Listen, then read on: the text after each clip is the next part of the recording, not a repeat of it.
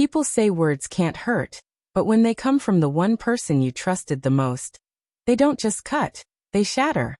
For years I had given Liam, my husband, everything I had. My love, my support, my loyalty. I stood by him when he had nothing, when the world turned its back on him, when even his family laughed at his dreams.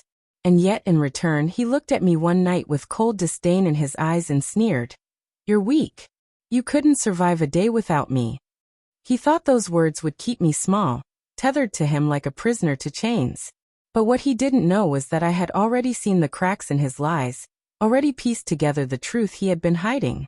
Liam loved power. He loved control. He thrived on making me feel dependent, as if I was incapable of standing on my own.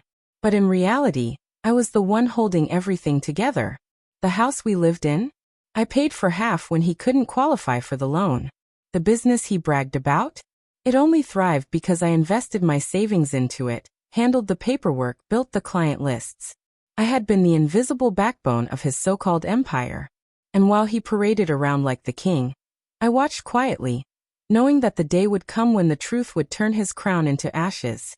The breaking point came when I discovered the messages. Hidden on his phone, tucked away in a folder he thought I'd never see, were conversations with another woman, not just flirtation but promises, plans, and cruel words about me.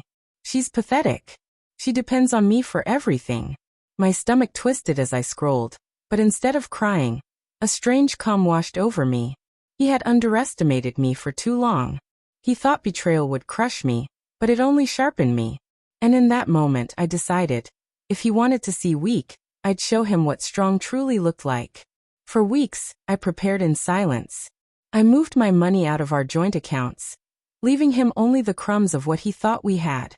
I contacted the clients I had brought into his business and redirected them. They trusted me more than they ever trusted him. Slowly, without him realizing, I dismantled the very empire he claimed was his alone. At home, I played the role of the meek wife, the quiet shadow he dismissed, while in reality, I was packing power into every decision, every hidden move. Then came the night of reckoning.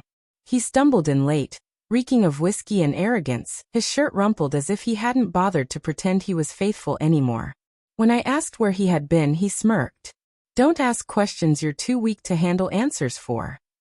The words were meant to sting, but all I felt was a rising fire. That was the last night he'd ever looked down on me.